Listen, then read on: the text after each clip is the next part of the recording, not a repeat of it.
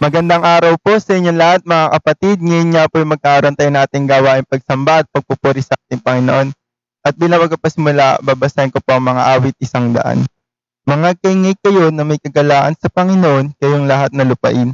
Mga lingkod kayo na may kisiyahan sa Panginoon. Magsilapit kayo sa kanyang harapan na may awitan. Alamin ninyo na ang Panginoon ay siyang Diyos. Siya ang lumalang sa atin at tayo ay kanya.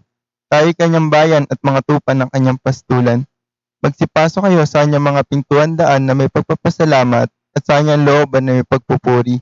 Magpasalamat kayo sa kanya at purihin ninyo ang kanyang pangalan, sapagkat ang Panginoon ay mabuti, ang kanyang kagandahang loob ay magpakailanman, at ang kanyang pagtatapat ay sa lahat ng salit-saling lahi.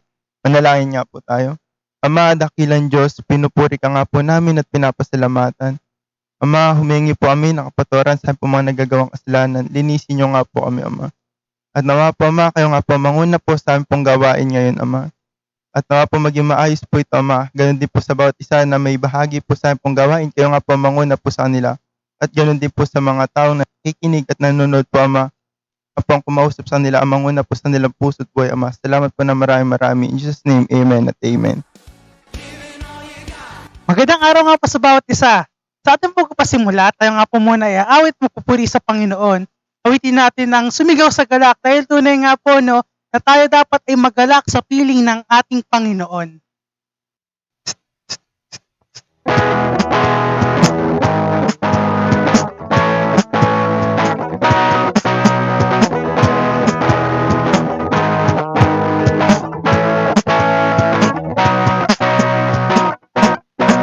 Sumigaw sa galak ang lahat ng nilalang. Purihin ang Diyos na may kagalakan. Sumigaw sa galak ang lahat ng nilalang. Purihin ang Diyos na may kagalakan. Pagkas na papuri sa Kanya ibigay. Purihin siya, awitan siya, luwalhatiin siya. Sumigaw sa galak ang lahat ng nilalang. Purihin ang Diyos ng may kagalakan.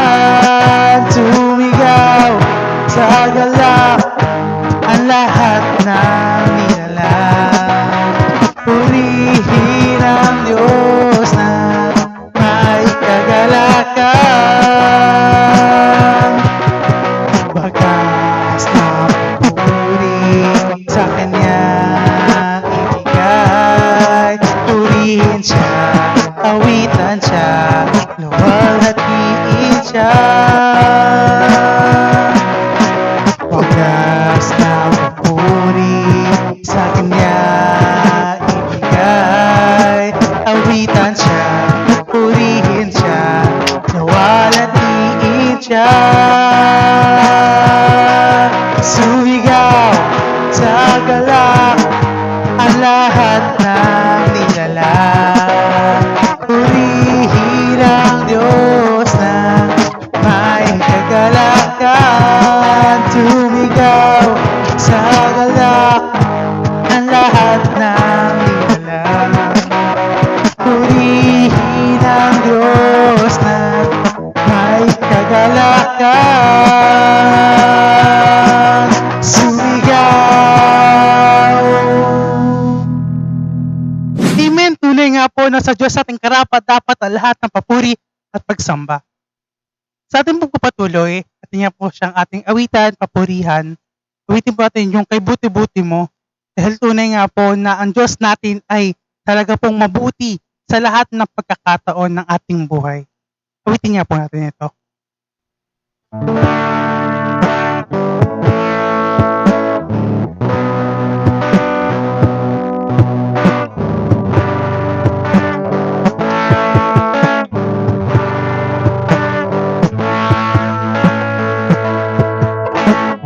Ibuti-buti mo, Panginoon.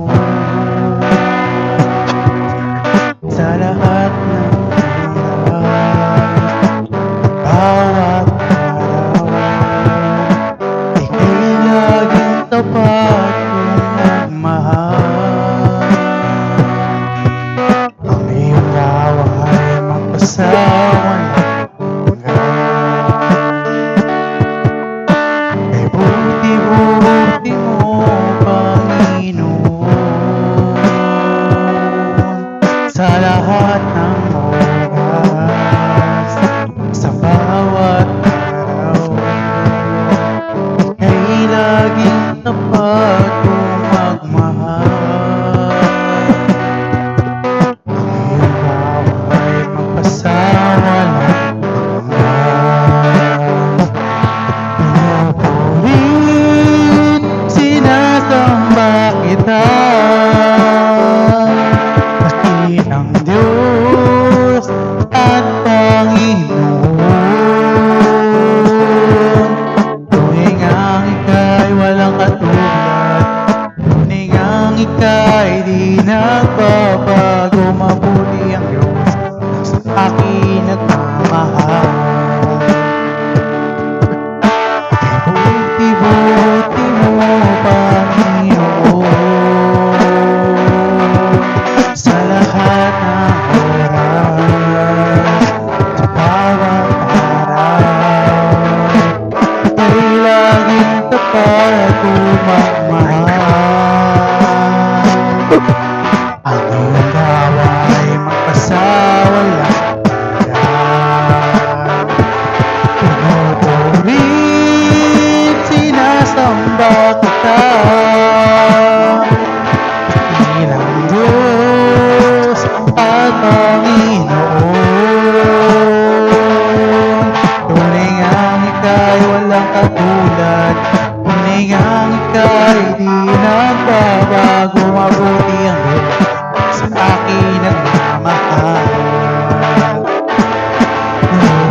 Pinupurit, sinasamba kita, dakilang Diyos at Panginoon. Tuwing ang ika'y walang katulad, tuwing ang ika'y di nagbabago, mabuti ang Diyos sa akin nagmamahal. Tuwing ang ika'y walang katulad, tuwing ang ika'y di nagbabago, mabuti ang Diyos sa akin nagmamahal. O mabuti ang Diyos sa akin nagmamahal. O mabuti ang Diyos sa akin nagmamahal.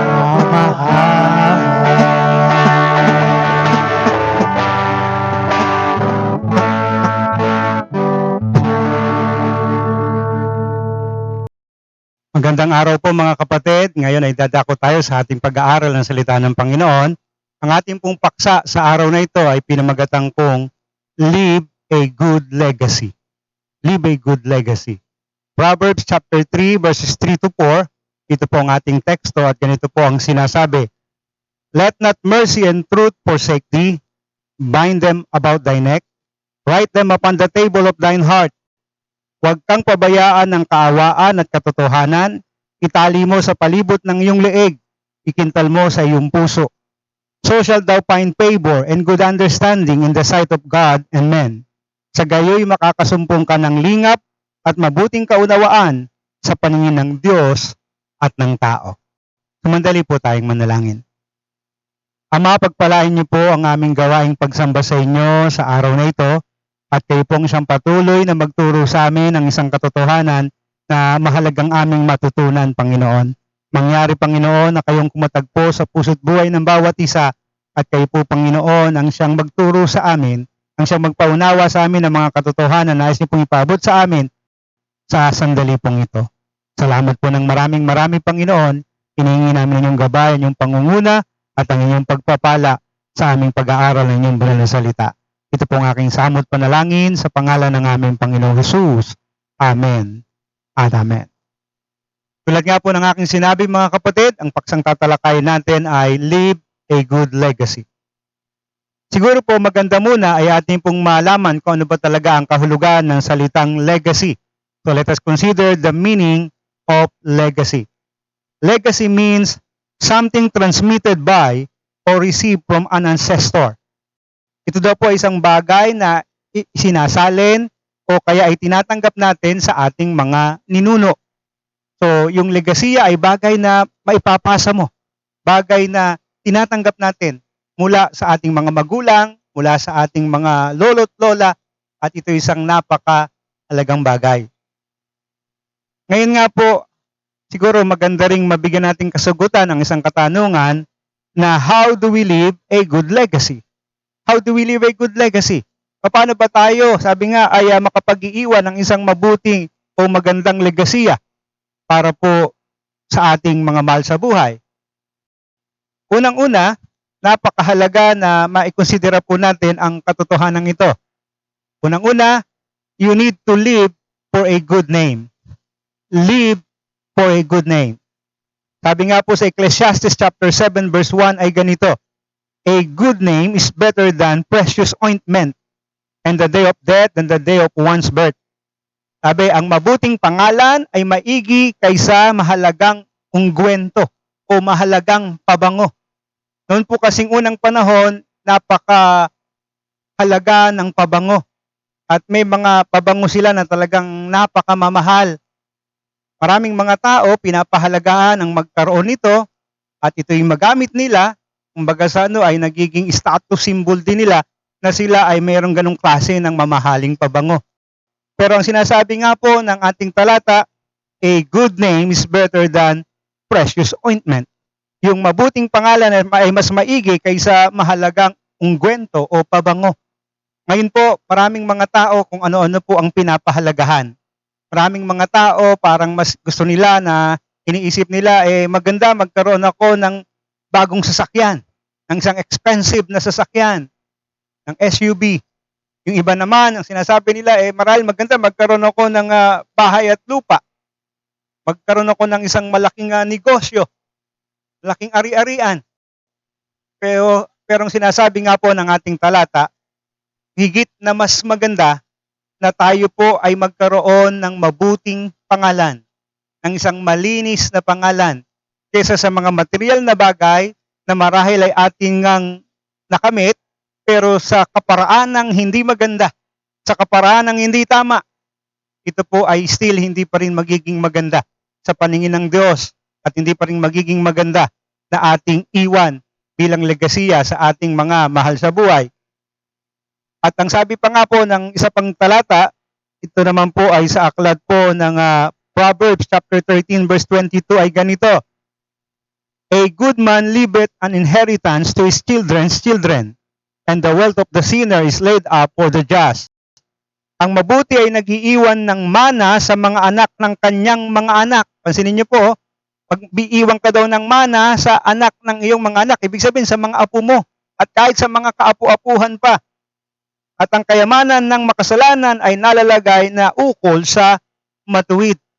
Kaya napakahalaga nga po talaga na tayo ay, sabi nga, makapag-iwan ng magandang legasiya sa pamagitan ng ating pagiging mabuting tao, ng pagiging isang matuwid at matapat na tao, at yung pagkakaroon ng pangalan na kung saan kapag narinig nila ay rerespetuhin nila, pagka nalaman nila ay talagang nandoon yung paggalang at sabi nga paghanga, kaysa sa pagka narinig yung pangalan natin, kilala mo ba si ganito? Ang sasabihin ng iba, ano?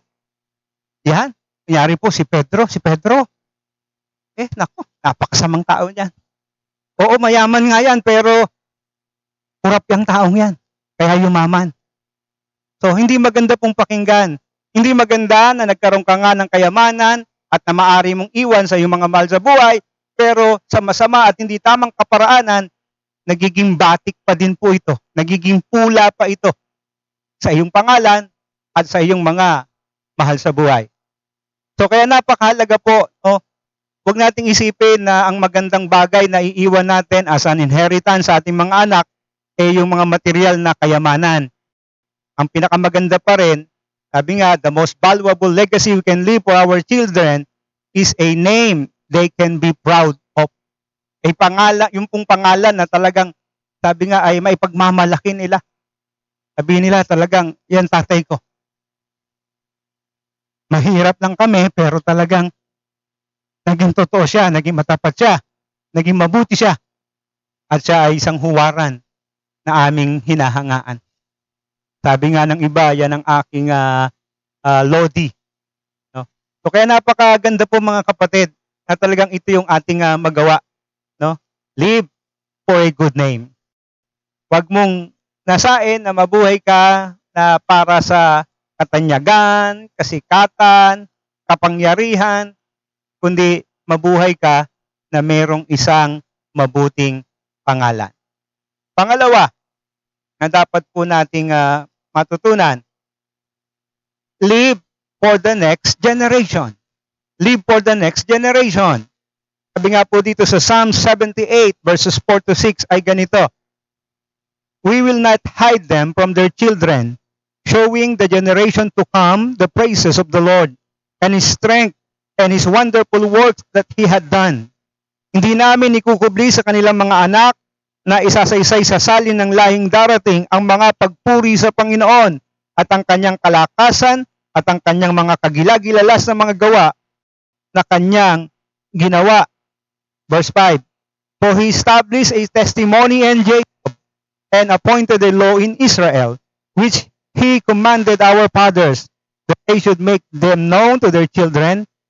Pag siya'y nagtatag ng patutuo sa Jacob, nagtagda ng kautusan sa Israel, na kanyang iniutos sa aming mga magulang, na kanilang ipabatid sa kanilang mga anak. At sa verse 6 ay ganito po ang sinasabi, that the generation to come might know them, even the children which should be born, who should arise and declare them to their children. Upang malaman ng lahing darating sa makatwid bagay ng mga anak na ipanganganak na siyang magsisibangon at magsasaysay sa kanilang mga anak. Live for the next generation. We must learn to value our children and be a good example to them. No? Pahalagaan natin yung ating mga anak at maging mabuting halimbawa po tayo sa kanila para itong magandang halimbawa na ating ipinapakita, ito po yung kanilang tutularan. Share with them the vision we have learned from the Lord so that they may use it also. Yung mga natutunan natin na mabubuting bagay, mga karunungan, na tanggap natin mula sa Panginoon, ibahagi natin ito sa ating mga anak. Ito yung ituro natin sa kanila para ito ay kanilang matutunan at kanila ring gamitin o i-apply sa kanilang mga pamumuhay. Tandaan natin, hindi lang tayo nabubuhay para sa panahon natin ngayon. Hindi lang tayo nabubuhay para sa sarili lang natin. We are to live for the next generation. Ano ba yung ating magandang iwan sa kanila na huwaran? Ano ba yung magandang bagay na pwede nilang matutunan sa atin? At sana, kung meron tayong gagawin ngayon, ito sana isang maging malaking impact na kanilang babalik-balikan pagdating ng mga araw. So let us live for the next generation. And thirdly, live for eternity. Live for eternity. Mabuhay po tayo para sa kawalang hanggan. Ang sabi nga sa Matthew chapter 6 verses 19 to 20 ay ganito, lay not up for yourselves treasures upon earth, where moth and rust that corrupt, and where thieves break through and steal. Huwag kayong magtipon ng mga kayamanan sa lupa, na dito'y sumisira ang tanga at ang kalawang, at dito'y nanghuhukay at nagsisipagnakaw ang mga magnanakaw. Sa verse 20 ay ganito po ang sinasabi, but lay up for yourselves treasures in heaven, and where neither moth nor rust that corrupt, and where thieves do not break through nor steal. Kundi, magtipon nga daw po tayo ng mga kayamanan sa langit, na do'y hindi sumisira kahit ang tanga, kahit ang kalawang, at do'y hindi nanghuhukay at hindi nagsisipagnakaw ang mga magnanakaw. So, we are to live for eternity. No, mahalagang mag-imbak tayo, mag-ipon tayo, mag-invest tayo ng ating kayamanan para po sa hinaharap. Huwag nating isipin na yung buhay natin ay dito lamang sa kasalukuyang ito, sa panahong ito. Tayo po ay mabubuhay ng walang hanggan kasama ang ating Panginoon sa piling ng ating Diyos. Kaya huwag nating isipin na dito lang natin dapat lahat na talagang sikaping gawin ang lahat, kahit gumawa tayo ng masama, kahit gumawa tayo ng hindi tama, just for the sake na magkamal tayo ng maraming salapi, ng malaking kayamanan. Pero yung mga kaluluwa naman natin ay mapapahamak at mapaparusahan sa apoy ng impyerno. Maraming mga tao, ganyan ang ginagawa ngayon. Sabi ng iba, di bali na, kapit sa patalim. Lalo na nga po sa kahirapan na dinadanas ngayon sa panahon ng pandemya, maraming tao ang kanilang kawikaan, bahala na. Kakapit na ako sa patalim. Kaya tuloy kahit masama na, kahit hindi na tama, talagang ginagawa pa rin nila. Pinagpapatuloy nila. At maraming mga tao ang naaapektuhan at talaga namang nakokontrol ng bagay na ito. Sa iba't ibang larangan. Mapa sa gobyerno, mapa sa mga private sectors, sa iba't ibang mga tungkulin at gampanin ng mga tao. Talaga namang yung ganong kaisipan na para bagang dito lang sila mabubuhay, kaya ginagawa nila yung lahat na kanilang makakaya para magkamit ng salapi, magkamit ng kapangyarihan, magkamit ng kasikatan, at parang dito lang lahat yung mga bagay na yon. Nais ko pong sabihin sa inyo, hindi tayo mabubuhay dito lang. Ang sabi nga ng Hebreo, Kapitulo 9, talata pong 27, ganito, Hebrews 9:27, and as it is appointed unto man once to die, but after this, the judgment. Sabi, at kung paanong tinakda sa mga tao ang mamatay na minsan, at pagkatapos nito ay ang paghuhukom. So yung kamatayan ay itinakda sa buhay nating mga tao. Isang araw, lahat tayo ay mamamatay dahil ito nga po itinakda ng Diyos. At ang mabigat doon, sana nga kung natapos na lahat doon sa ating kamatayan. Pero ang sabi ng talata, but after this, the judgment. Subalit pagkatapos daw po nito ay may paghuhukom pa. Pag namatay tayo po ay huhukuman. So ibig sabihin, tayo mayroong pang buhay matapos ang kamatayan. At dito, uhusgahan ng Diyos yung ating mga ginawa. Hahatulan tayo ng Diyos sa ating mga ginawa. Kaya napakahalaga na maging maayos, maging tama, maging mabuti, maging kalugod-lugod sa Diyos, yung ating pamumuhay, yung ating mga ginagawa. Dahil nga po isang araw, haharap tayo at hahatulan tayo ng ating Panginoon. Invest in God's purpose for our life. Dito tayo mag-invest sa layunin ng Diyos sa buhay natin. Let us invest in relationships that matter to us. Saan ba talaga ang relasyon na sa palagay mo ay dapat mong talagang pahalagahan? Sa barkada lang ba? Dapat pahalagahan natin yung ating relasyon sa ating pamilya, sa ating mga mahal sa buhay, sa ating mga kapatid sa Panginoon. Pahalagahan natin ito. Kasi ito yung mga bagay na talagang merong kabuluhan, merong kahalagahan, maging pati sa hinaharap. So, even in good works, alam nyo mga kapatid, pumasok po tayo sa mundong ito na tayo hubad at tayo rin po'y aalis na hubad at walang dala-dala. Kaya sana wag nating isipin na yung ating mga pinagsikapang ipunin, talagang makuha sa kahit hindi na tamang kaparaanan, kahit masama na, kahit mali na, ay madadala natin sa langit. Hindi po. Wala po tayong madadala. Kaya maganda, iayos natin yung buhay natin. Let us live for eternity. No? Magkaroon tayo ng tamang perspective.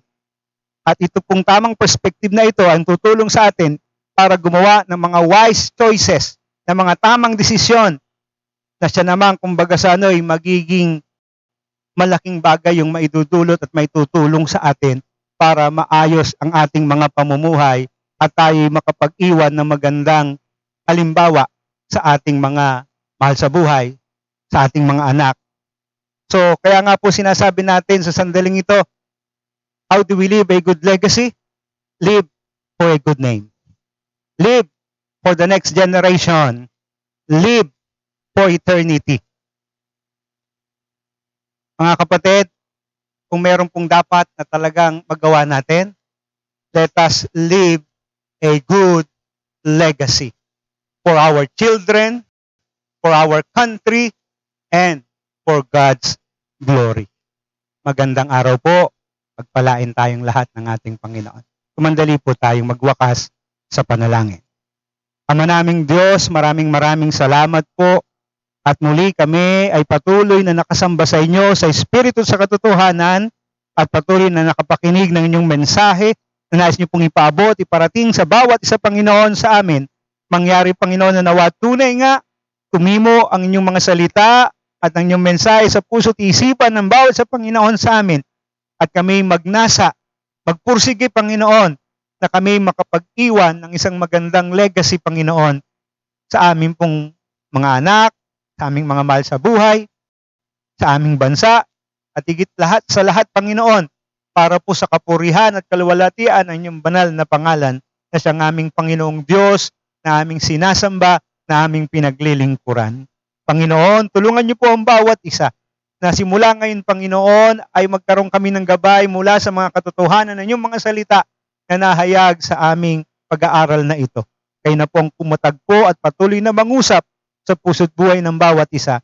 At tulungan niyo po kami, Panginoon, na maituwid, maitama at maiayos ang aming mga buhay at ikaw ay aming patuloy na mapapurihan, mabigyan ng kaluwalhatian sa lahat ng aming mga ginagawa. Pinupuri ka namin at pinapasalamatan, O Diyos. Salamat po ng maraming marami. At ngayon nga po, dakilang Diyos, patuloy kong hinihiling at dinadalangin sa inyo na inyo pong patuloy, Panginoon, na pagpapalain ang buhay ng aking mga kapatid sa mga may mga pangangailangang pinansyal at material. Patuloy po kayong magpuno at magpala sa kanila. Sa mga walang trabaho, bigyan niyo po sila ng hanap buhay at pagkakakitaan. Yun namang may mga trabaho at may mga negosyo, patuloy niyong pagpalain, Panginoon, paunlarin ang kanilang mga hanap buhay, Panginoong Diyos. At gawin yung masaganang daluyan ng inyong biyaya at pagpapala sa buhay po ng bawat isa. Ama, patuloy ko rin pong hinihiling na ang inyong pag-iingat, na ang inyong proteksyon na igawad niyo, Panginoon, sa bawat isa po sa amin, lalo tigit sa panahong ito na kami nasa pandemya, Panginoon. Ingatan niyo ang aking mga kapatid, ingatan niyo ang bawat isa, proteksyonan niyo, Panginoong Diyos, at walang sino man sa amin, Panginoon, ang maapektuhan, Panginoon, ng virus na ito, ng COVID-19, maging ng iba pang mga variants, Panginoon, na lumalabas ngayon. Ama, sa inyo po kami nagtitiwala. Sa inyo po kami umaasa at nananalig, Panginoon, upang ang aming mga buhay ay patuloy na maingatan, patuloy na kami pa ay maproteksyonan, Panginoong Diyos.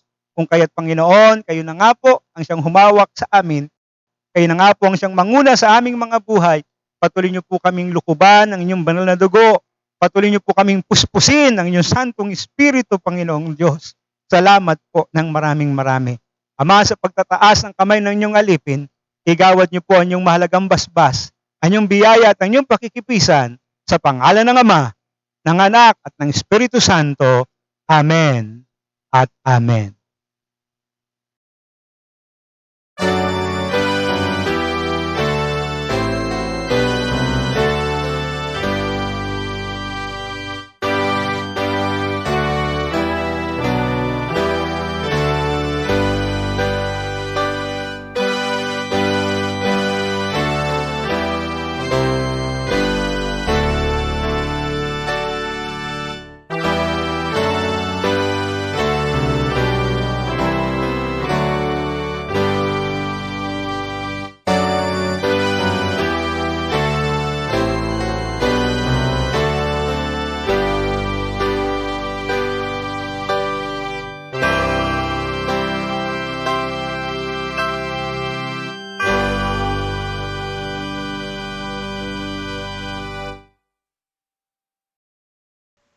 Tapatan mo, O Diyos, tunay at dakila.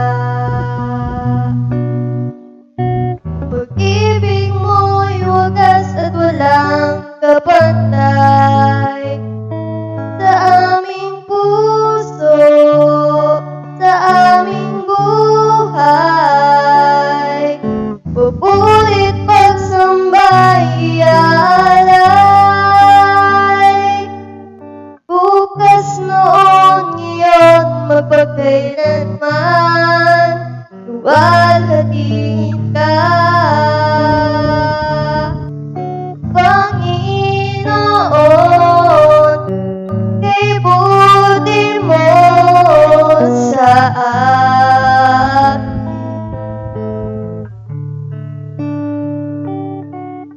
Ikaw lamang ang tangi kong sasambahin. Aawitan kita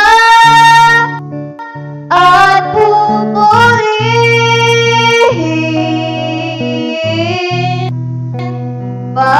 Panginoon, ibuti mo sa akin.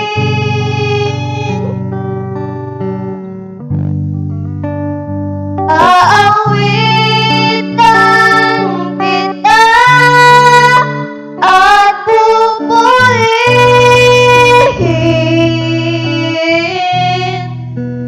Panginoon, ibuti mo sa akin.